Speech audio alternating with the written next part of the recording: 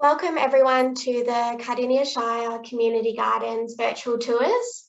Thank you for coming to the webinar today. My name is Claire and I'm a Health Promotion Officer at Enliven, Victoria. I'd like to begin with an acknowledgement. Enliven, Victoria acknowledges the people of the Kulin Nation as the traditional custodians of the land and waterways where we learn and grow together. I pay my respects to their elders, past, present and emerging, and all Aboriginal and Torres Strait Islander peoples here today. I'm calling in from Wurundjeri country of the Kulin Nation.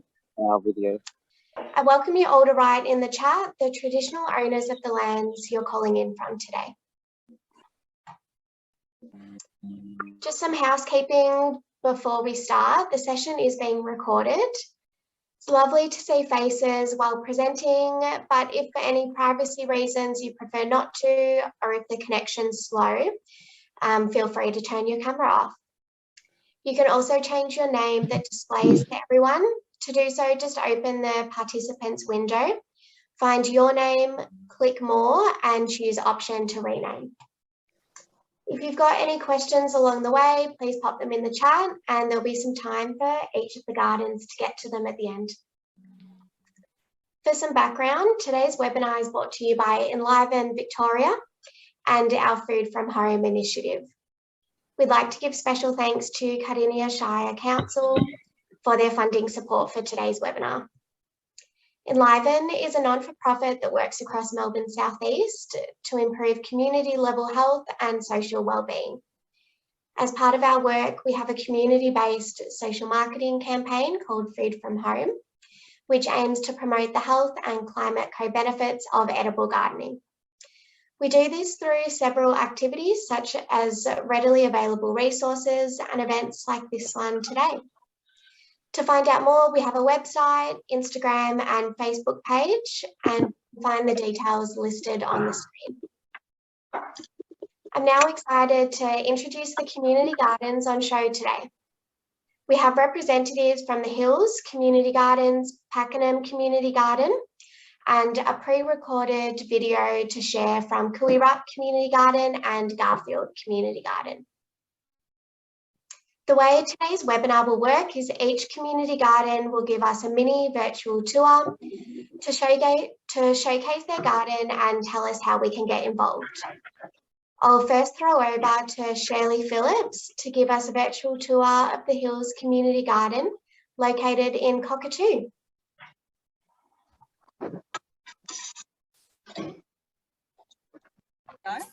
We're going. Welcome to the Hills Community Gardens on the Almatraw Reserve in Cockatoo. It's a beautiful day today. We've just had a dig-in. We meet on the first and third Sundays of the month, but you can come here anytime you like because it's in an open, ungated reserve. Come on, I'll show you around. We have individual pots for people who want to grow their own things, and we have beautiful pots as well, so people can plant and harvest as they like. Tiffany's here today. She's not well. Tiffany's an occupational therapist, and this pot is in part for them to work with their clients one-on-one where appropriate. Do you iron your clothes? Some of the plots that we're planting are going to be perennial plots. So the globe artichoke is one, and we're planting out an asparagus bed here, over here. And next, actually talking of seed heads, next week, the first Saturday of the month when Cockatoo Market is here, Brody will be giving a workshop at 10:30 on seed collecting, autumn seed saving. So that's partly why we've got that there. This plot was used for children's playground plot. We're also by the Cockatoo Community House, but that's not active at the moment, is that why you were doing that?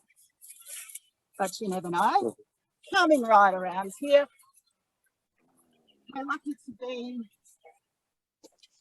right on the edge of the Cocktail Creek. Beautiful Cocktail Creek.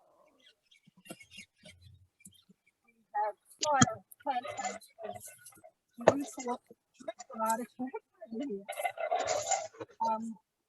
they have these great sunflowers. They're just starting to flower now, but they do grow everywhere if you let them go crazy. Grow around here.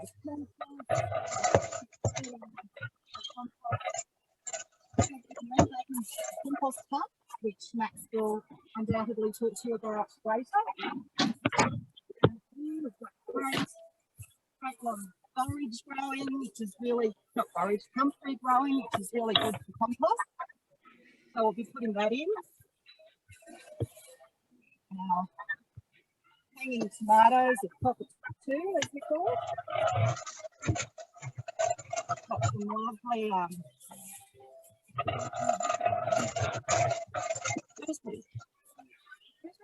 Chinese gooseberries that are coming along beautifully now. Not quite right. Not quite right. Around here too.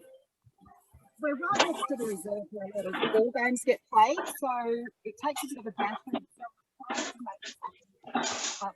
Where we focus more on plants indigenous to the locality. These two self-seeded, these two eucalypts. Get some signs there at some point. The playground next door, it moved here a couple of years ago, and it's really great because we get lots of kids and parents wandering around the gardens and checking things out, and sometimes sitting in amongst the plots and having a bit of a picnic. So this is the lower part of the gardens. This was phase 2 of the garden. Phase 1 was where the upper plots. So we'll take a bit of a stroll to the upper plots now. Across the path, up the hill. Here we go. Got to show Daniel's plot. It's looking so good at the moment. Last year we planted an orchard. So we've got 12 fruit trees in. They're still young. But we got the botanical labels in today. Yellow peach is going beautifully. Down here.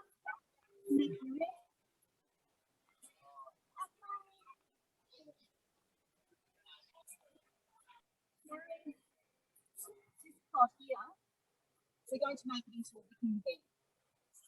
So we need to pull it all together, and we'll do that as a project. It's an informal sort of workshop where we'll get anyone interested to come along and give us a hand and learn how to do it as well. It's part of the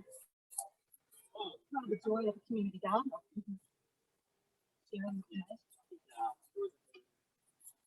There we are. Look, we just had a dig in. Give us a wave. Give us a wave, Daniel. Oh, sorry, I was talking. Daniel's there. Oh, we've got 2 permaculture people here. Daniel's looking after the fruit trees and doing a great job.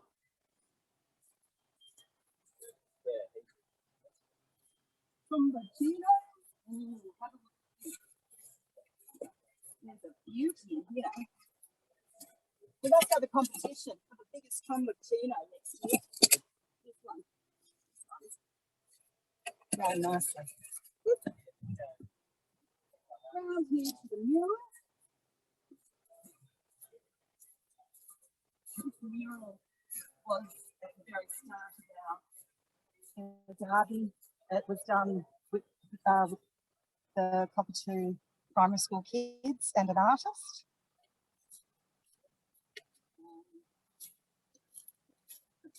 When we opened, Cockatoo Hills Community Gardens opened in 2007, and we've developed a salvia and bulb garden around that plant. around here to our sensory garden. That works there for you, folks. It's a nice place you can sit and get your feet. Here's the flat of the tennis balls. The Horticultural Therapy Association are actually very helpful to us in the early days, and this is in part a nod to them, as well as a nod to Kevin Hines. Some of you will have heard of Kevin Hines. He was a big name in gardening. He hosted the So What program, which was a precursor to Gardening Australia. And he was our patron, and he was really encouraging and a fantastic person to have involved in the garden. And he used to, at the end of his show, he used to say, cheerio, cheerio, you know, like Peter Cumber said, that's your bloomin' lot. And but Kevin used to say cheerio. So we did this mosaic in memory of Kevin, cheerio. And on that note, I will say cheerio and hand over to Brodie, who's going to tell you something about the Hills Herbal Collective. Hi, Brodie. Thanks. So Hills Herbal Collective joined the Hills Community Gardens almost 3 years ago in June. We are two passionate herbalists and naturopaths up in the hills, and we set up a medicinal garden bed to teach and learn from. Come and have a look. So we teach from the actual garden bed itself, and throughout the seasons we run workshops, whether they might be weed walks or seed saving workshops to do with what's growing at the moment. So at the moment it's a little bit, not much besides dandelions and some comfrey, some medicinal, some root herbs really. So I'm just busy harvesting the roots at the moment. Yeah, so that's kind of the Hills Herbal side of it.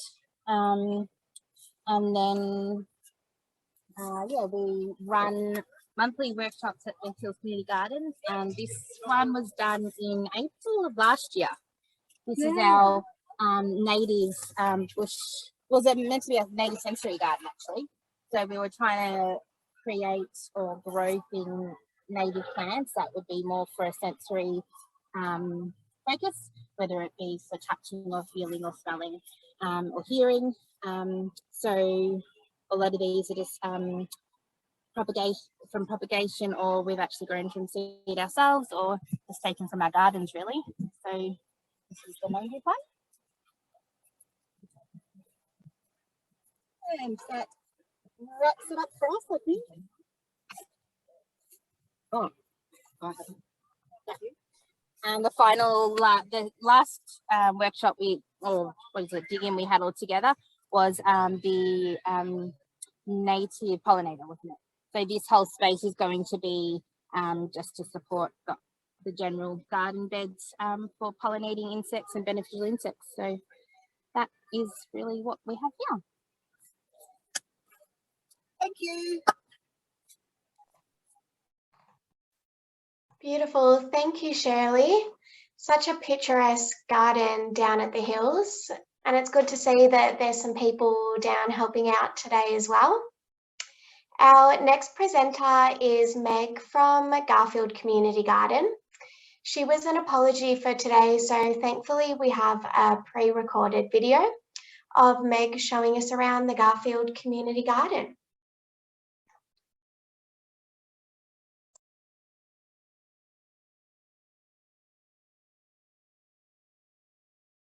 And we use the seedlings at the garden.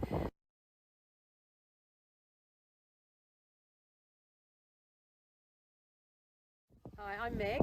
I'm the coordinator of Garfield Community Garden, and thanks for joining us today and having a look around. We meet every week. We meet every Saturday from 10 till 12, and you can come down any time throughout that. You don't have to come down for the 2 hours, and so different people come and go and contribute in different ways. So not everybody is at the garden. They might grow seedlings for us, and then they bring those down and we use the seedlings at the garden. We also meet on a Wednesday. We're having other groups that are wanting to meet on other days, which is great. And so yeah, coming back from here, this is our orchard. This is our community op shop, a grant through the community op shop. And then behind it, so behind the orchard is the Indigenous area, and this was a grant through Western Port Land Care Catchment, Western Port Catchment Land Care. And this is also a nectar feeder project, and it's part of the nature corridor that runs from Phillipps Island to Hillsville. So it's a corridor of safety for, say, little the bandicoots, the brown bandicoot, southern brown bandicoot, and other little birds and creatures like that. They have that safety through there.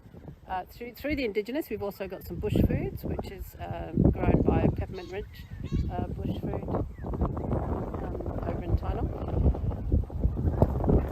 And then as we come down here, we have we are a shared garden. We don't have any allotments.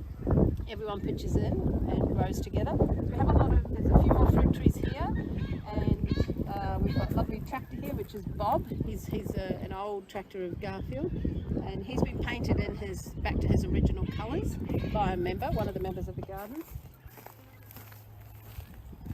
We have different members take on different projects. So this becomes a bit of a sunflower circle, as well as the member. She's an artist, and she painted the table and chairs. So the kids love sitting there. And the community garden runs on the community. It's donations from the community and other businesses in the community. Garfield Community Garden is auspiced by the Garfield Community Association, and they're part of the business association here, and they're really big supporters of the garden. So we have these chairs that are the bench seats that are donated by Bunnings.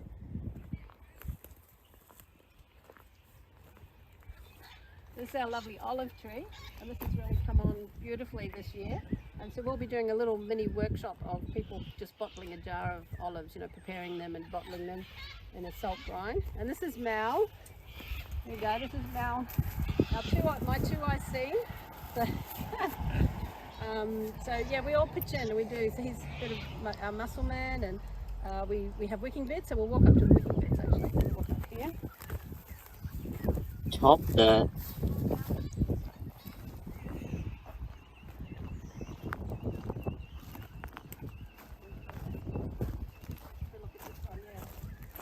Wicking beds. I don't know how sort of picture you've got of these. We've got 6 of them. We've still got to make the last one at the end there. And each bed was made as a workshop. We ran a workshop so people could learn how to make their own wicking bed. And so a wicking bed is just like a very large self-watering pot. And when you first put your seedlings in, you do have to water from the top. But over time, as the plant gets stronger and the roots go down, the very hairline roots, the real small roots, they're the ones that wick down through to the water reservoir that's down here, which this is all stones here, and then this is all soil. This tells us how much water's in there.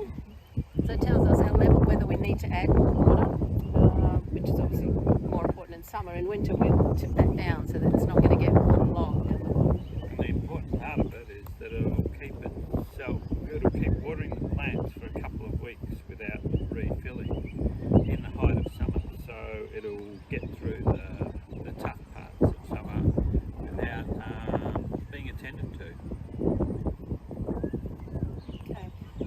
And we grow seasonal, obviously. We just grow everything seasonal. I was going to say that. We've also got a community compost hub, so we'll walk around here.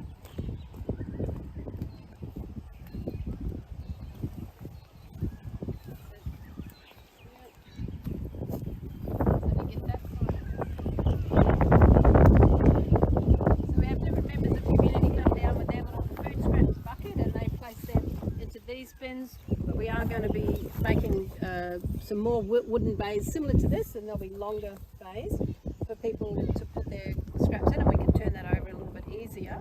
And this is our green waste area, which we encourage people just to pull all the weeds that they see around, and they get placed here. A little bit overgrown now, but this is something we can either turn into compost if we are able to, or it actually we can take it up to council, and they will take it and they do the mulching of it.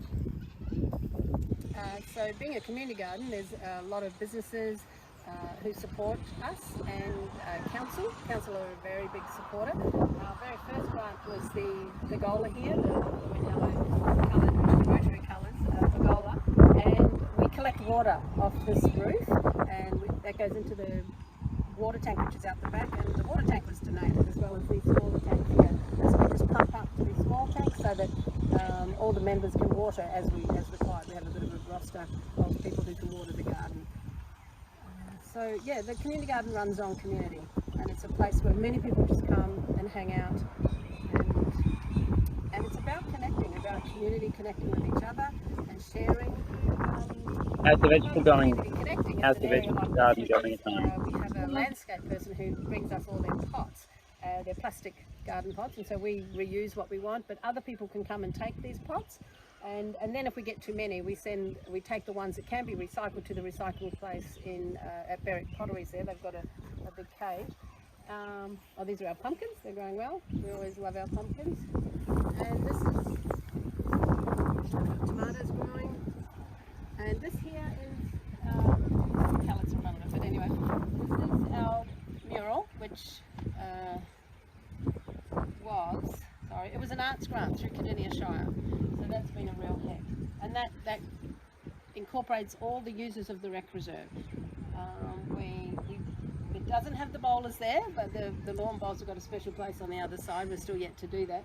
It's just that we needed to have a really good mural. You have to have really large images like this is. So the black streetscape is Garfield, and then of course we've just got all the main users that use the rec reserve, and we're all community. We all use this space here, and it's about community connecting. We try and hold regular events. The one coming up now is for Easter. It's the Saturday before Easter, and we'll be having a craft area where all the kids can come and paint some bunnies, little ceramic bunnies, and that's donated by Bunnings.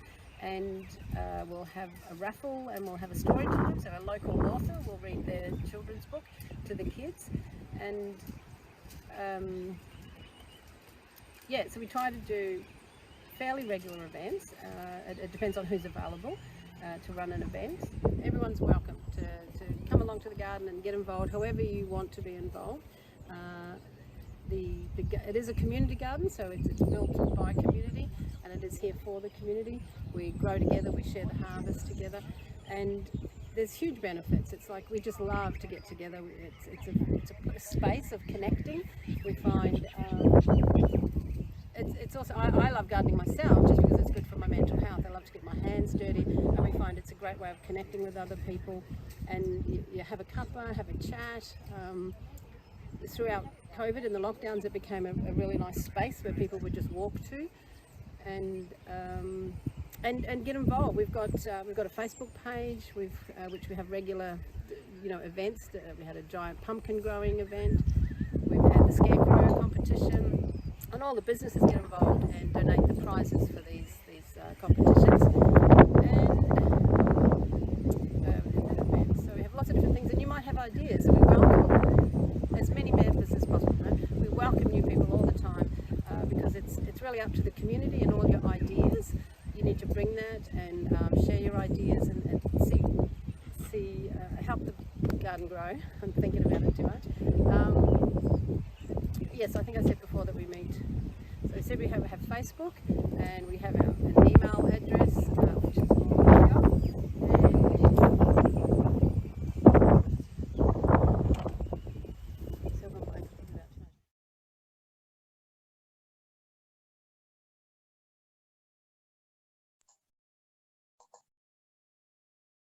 Thanks to Meg and the wonderful team at Garfield Community Garden. Our next presenter is Max Godber, coming live from Pakenham Community Garden. So over to you, Max. Hello, everyone. Nice to see so many people who have logged in today to today's Enliven session. If only I could see all of your faces. But that's okay. So yes, we're here at the Pakenham Community Garden on the unceded lands of the Bunurong and Wurrung people of the Kulin Nation, and on behalf of Pakenham Living and Learning crew and living and learning On behalf of Pakenham Community Garden and Living and Learning Pakenham crew, I pay my respects to the present and emerging of the Bunurong and Boonwurrung people. It's a pleasure to give you a quick walk-through guide of the Pakenham Community Garden for those who haven't been here yet. It's really a picturesque site we've got here, and I'll just give you a perspective of where we are. So this is PB Ronald Reserve. It's one of the green spaces, public green spaces in the heart of old Pakenham. So there's always lots of community about, which is great also for security. And so I'm going to start off my tour at the community compost hub. So we set this facility up in 2018 before our local municipality started collecting food scraps in their garden waste bin service. So we've got about 30 families from Pakenham and surrounds bringing their food kitchen scraps down to this hub, where we, with the volunteers at the community garden, we also with the worms and the microorganisms, we convert that food scraps into nutrient-rich soil and compost that we use in our gardens. And actually, an exciting project that's coming up is part of a new initiative called the Community Alliance for Waste Reduction and Sustainability. Pakenham Community Garden is supporting 10 community gardens across the Cardinia Shire, the City of Maroondah and the Shire of Yarra Ranges to build a community compost hub like this, or at least renew or upgrade the composting facilities that each of those community gardens have to be open to the public to have an alternative and divert their food scraps or food waste from landfill, and instead keep it in the community and use it to fertilize each community garden. So this is going great. Also built all out of salvage materials. There are great 7-meter long pallets behind Bunnings that are available for the taking if anybody is into woodworking or compost hub building. There's a great tip for you. So this green space here is an exciting new project, and I ask of your imaginations today. But this green space between the path that goes around the park and this concrete space, which is where the Pakenham Community Garden is mostly built on, we're building a sensory play garden for young children, young families of the area, to offer an opportunity to very young humans to get their hands dirty in whether it be scout groups, school groups, start learning about plants and food growing at that ripe young age. So that's going to be happening in the next 2 to 3 months. So stay tuned for updates in that space. So now we're here in the kitchen garden space of the community garden. All of these garden beds we've built are wicking beds, similar to what the awesome crew at Garfield Community Garden have set up. And so we rotate the crops just to avoid the crops of the season being contaminated with whatever bacteria, negative bacteria or fungal problems that maybe have plagued previous crops.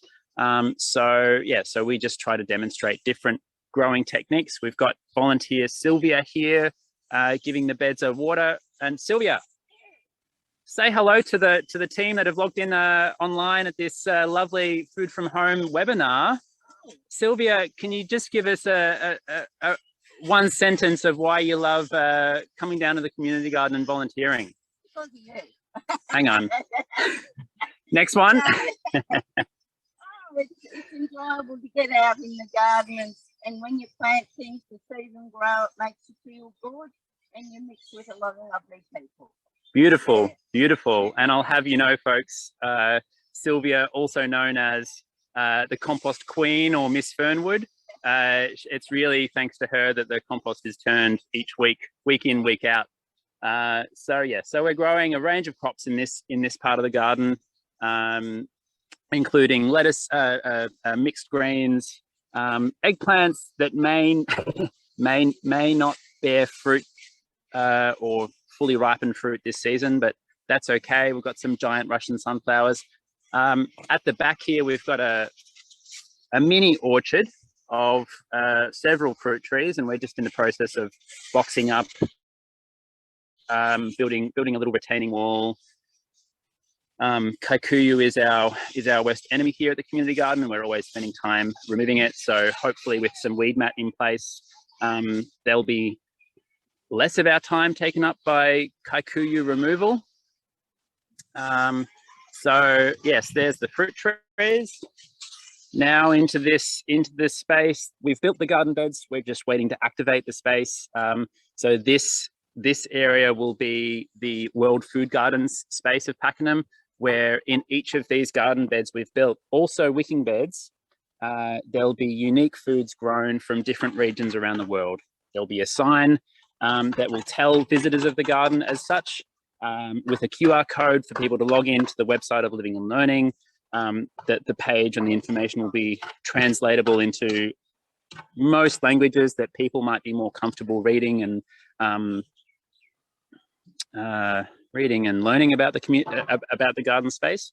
And so given that Living and Learning Pakenham here has a student cohort that represents over 35 different nationalities, the World Food Garden space is a way for us to not only reflect, but also celebrate the amazing cultural diversity of Cardinia Shire and Pakenham particularly.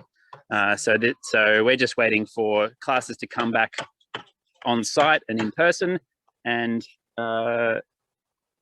then we will work with those community groups, the new migrant communities, to activate and start organising regular workshops in this space as well.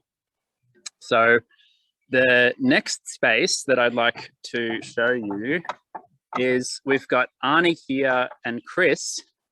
Arnie is in year 10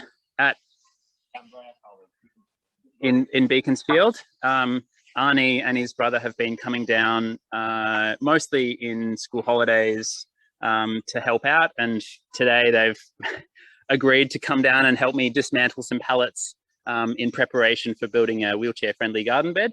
We've also got Chris here, who is a regular volunteer. He comes down on Fridays to help out with all things community garden. Guys, well, okay, so you're dismantling pallets. What do you enjoy about being involved in your local community garden? Arnie?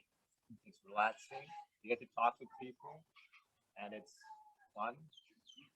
You do the work, you get it done by the end of the week, and you just see it, and you feel kind of happy about it to see what you have achieved in it. And yeah, it's a really social event. Like, a lot of people come in, we talk about doing the work, and a lot of people from all ages, backgrounds, everybody comes in and puts their piece in. So it's pretty fun to come in and do this, volunteer. Awesome. Also, Arnie was here yesterday for the Pakenham show and spoke to many people, told a lot of people about the community garden and what we do here. So it's really great to have people like Arnie involved. Chris, got anything to add to that? Yep. Well, for me, I do a fairly technical job, and I've been doing it for many, many years. And I always liked community gardens and the concept. We're in the midst of, not a concrete jungle here, but the first ones I ever saw were in the middle of concrete jungles, where people could go and grow their own stuff and help each other out, and like different communities and cultures, and they get together and do things and grow things which are quite simple, and they maintain friendships across the community and help the community. Yeah. Amazing. Thanks so much, Chris. Prada, do you want to add anything? Prada is Arnie's mum. She's come along for the occasion. It's really good to have my children engaged with the garden, and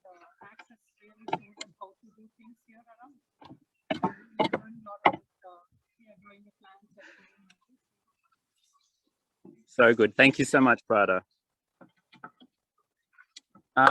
So that's just a couple of insights into why it's so awesome to be involved in your local community garden.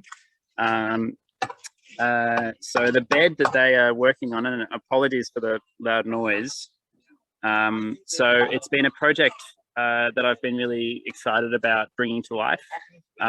Accessibility is a big passion of mine, and understanding just how many spaces are inaccessible for a lot of people with varying abilities.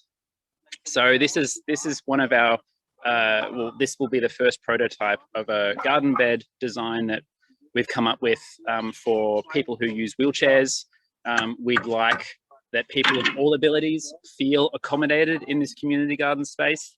And it starts with co-design, working with people of these varying abilities to come up with garden beds that meet their needs.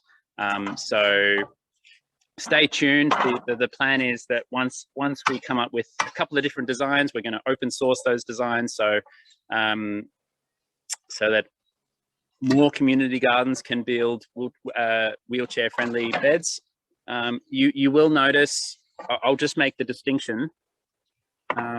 Sorry, these garden beds here, a lot of people think that these at the height, these garden beds are wheelchair friendly. I don't like the aspect that people have to reach over to their side in order to get their hands dirty. I guess we're seeking more accessibility than that, and we're working with a couple of people who do use wheelchairs regularly to inform this design. The last space I'd like to show you is the Future Seeds Nursery. This is a structure that between myself and the volunteers at the community garden have built entirely from scratch. We bent the steel tubes ourselves. We put the plastic over, the plastic skin as they call it, over ourselves, and we are growing here vegetable, herb and flower seedlings for 7 different market gardens across Melbourne and Gippsland. Right now we sow all of the seeds by hand, so if there's 198 cells to a tray, that's thousands of seeds that we're sowing by hand, but we're also making a drop seeder that will make that process easier. So that's just one of the many activities that we have volunteers help out and be involved with and learn about, from building garden beds that offer greater accessibility to supporting the farmers of the next generation grow food for our communities. It is the greenhouse we've built is in a public space. We don't lock the greenhouse, so we are entrusting the public to respect this space and to look after it. That comes with its own risks, but we're managing so far. One last thing I'd like to mention before I sign off here is, so I mentioned earlier this new initiative called the Community Alliance for Waste Reduction. Who are involved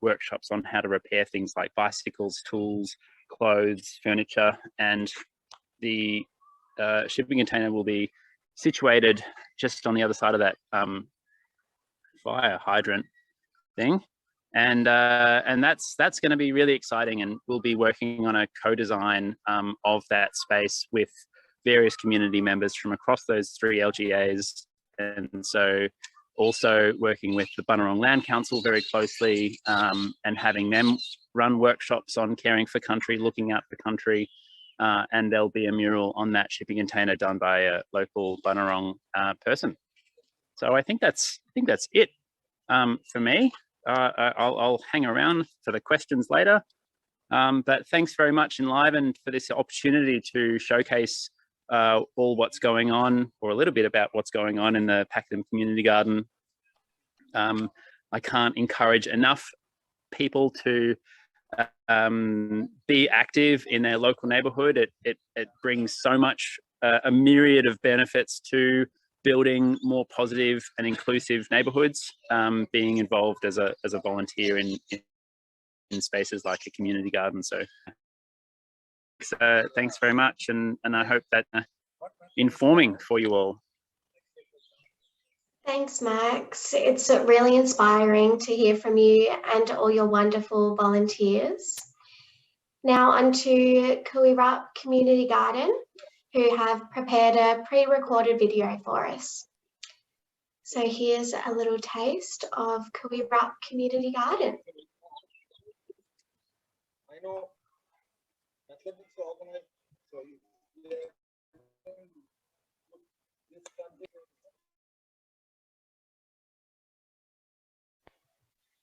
Hello and welcome to the Kooweerup Community Garden. An initiative of Kooweerup Regional Health Service, the garden was first established in 2009. It was created by local community members, students from local schools, and volunteers from Permablitz. Since then, the garden has been maintained by a range of people from across the Kooweerup community. School students, members of the community, residents of the health service, and members of the men's shed. And while the garden is great for producing fresh fruit and vegetables, it is also a great platform for education on horticulture and sustainability.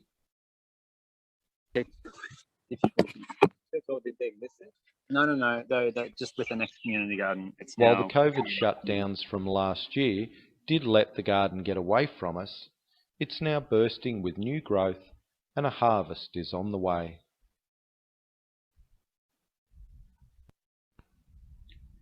The garden is a public space for everyone to enjoy, but we do ask that you not take produce without speaking to somebody first. Fresh produce is available for purchase from the men's shed guys, and they're here every day from 10 in the morning till 3 or 4 in the afternoon, even on the weekends.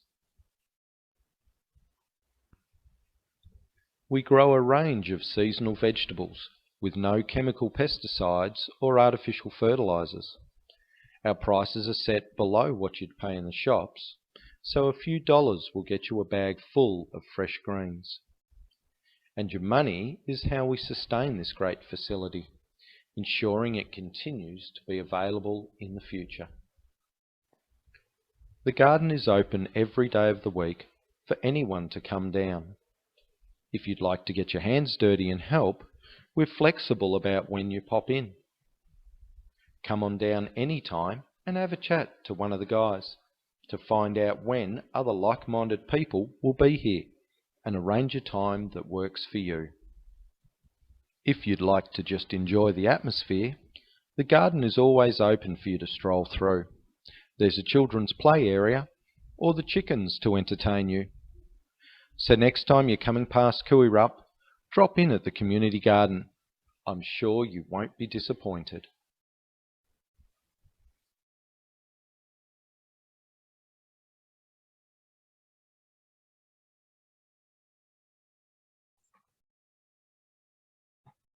Thank you to Brian from Kooweerup Community Garden for giving us that walkthrough. We've also got Jenny here from the garden today to answer any questions that you might have. The videos from today are available to watch on the Enliven Victoria YouTube account, along with videos of the other gardens and some of our past webinars. Thanks to everyone who's come along today and those who have given us a tour of the community gardens. We now have some time for a Q&A. I've got some questions here to kick us off, but if anyone else wanted to unmute themselves and ask, then we can start with those.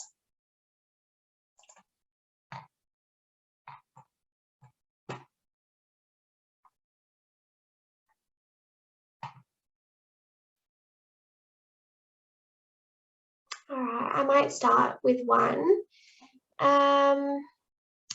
This one's for Shirley, if she's still around. Do you have to live in the area to visit or volunteer at the community garden? No, you don't. Can you hear me? Yes, yeah. Yeah. No, you don't. Look, we give preference to people in Cockatoo, Emerald or Gembrook, but actually we've got one current plot holder from Officer, which is a fair way away. So no, you don't have to. No. We welcome anyone. Good to know.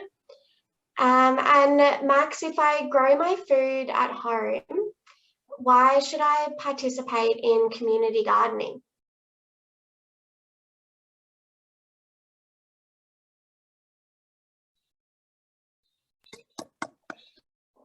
That's a great question. Actually, most of our volunteers have very productive gardens at home. They more often than not come because they're interested in learning more about growing food, different types of food to grow that can be grown in the climate of Pakenham and around. And to be honest, most people come for that shared interest in gardening, but stay for the social aspect of community gardening. We've got volunteers that have been here for several years now and have fostered great friendships with both other volunteers of the space, and I think it's really something to contribute to the aesthetics of a public space. There's a great sense of satisfaction and shared contribution that comes with community gardening, and you know, it's interesting involving young people from the area, from local schools, and just being present and seeing them say to their friends, "Hey, I did that," or you know, I built that I built that garden garden bed in the community garden, and I think it's very rewarding to contribute to a space with other people. So that's the answer I'd give to that question. Does that make sense to that person who asked that question? Yeah, it definitely makes sense, and I couldn't agree more that yeah, it's extremely rewarding to be able to pitch in as well. Jenny, could you think of any other benefits of community gardening that you can see? Well, yeah, as Max mentioned, there's definitely the social aspect. There's, as I think we saw throughout COVID, it's so good and so important to mental health to be able to get out in the garden amongst like-minded people, instead of potentially sitting at home, possibly on your own. And there's nothing better than eating produce that you have grown, you've nurtured, you feel good about. You plant a seedling and then you go maybe in a week's time and you see that it's grown a bit more, and you just think, well, I did that. So there's that sense of satisfaction. And yeah, the taste of fresh produce is the best. And also, funnily enough, I had to go to the supermarket today to get a zucchini for a recipe I'm making, because I had run out and I didn't get my delivery of veggie boxes. And funnily enough, the supermarket also didn't have any zucchini. So, hey, when you've got a garden, it's, yeah, your produce is readily available, and nothing tastes better. Does that make sense? It does. You and I had a meeting in the garden last week and kept picking tomatoes off the tree. So, yeah, there's nothing better. Claire? Yes. Yep. We've got Liz that wants to unmute herself and ask a question. So go for it, Liz. Hi, everybody. Thank you for those tours. It was wonderful. I'm involved with a community garden in Shepparton, based at St George's Road Primary School, and we grow different edible plants of different cultures, because we have, similar to what I was hearing Pakenham had.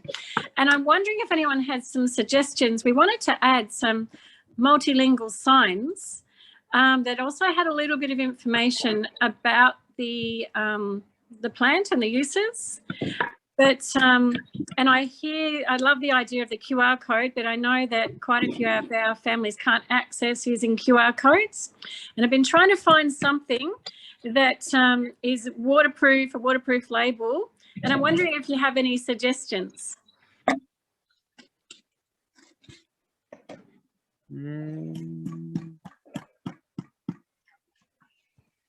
Well,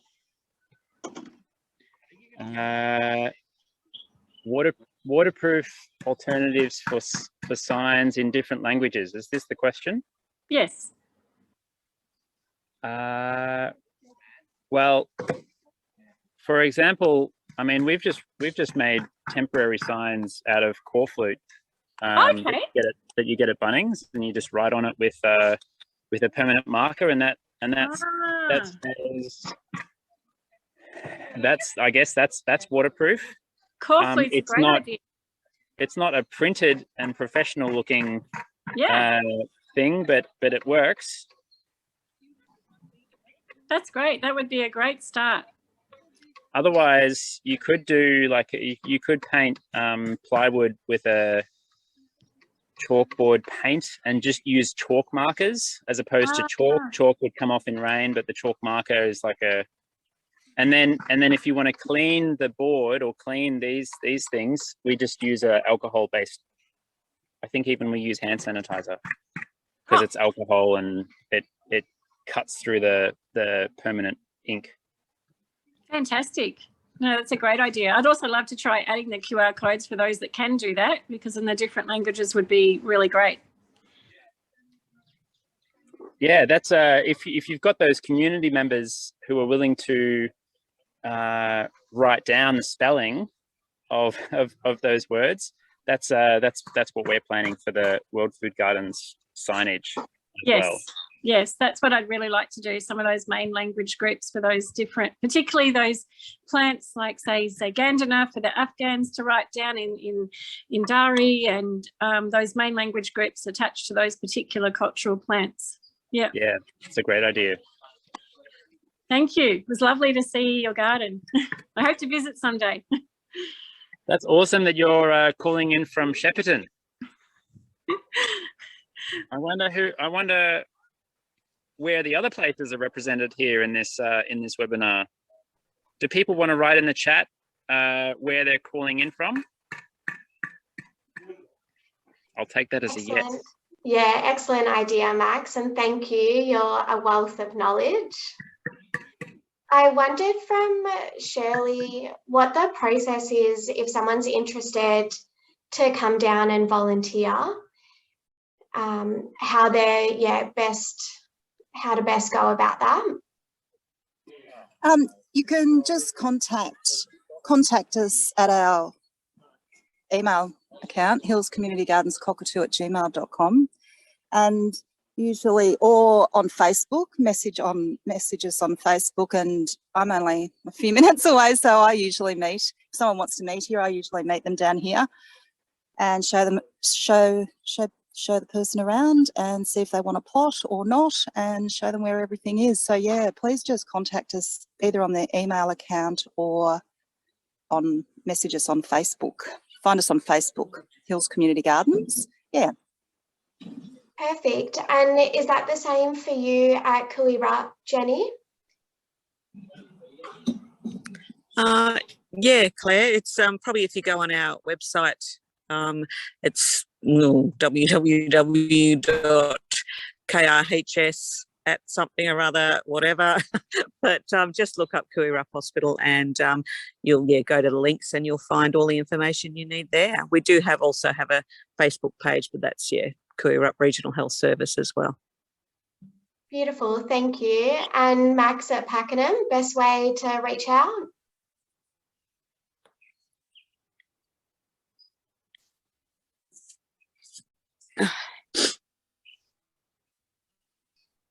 Okay, Max is off in the garden somewhere, but we've got a community. Sorry, you're back. Sorry, I missed that. Was just assisting with a task. That's okay. If people want to come down and volunteer, best way to get in touch? Yes, they can send an email to me. My email address is max@livinglearning.org.au.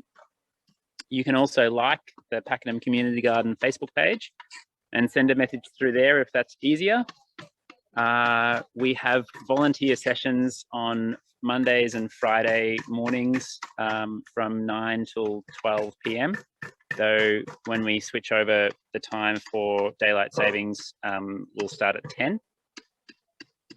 And on Fridays, we have a shared lunch. So everybody brings a plate of food to share, and it's a nice way to end the week and the Friday session. Perfect. I've seen in the chat as well that Natalie said, I'm in Berwick and have been wanting to join a community garden. At Food From Home, we've got a community garden directory, which will pop in the chat now.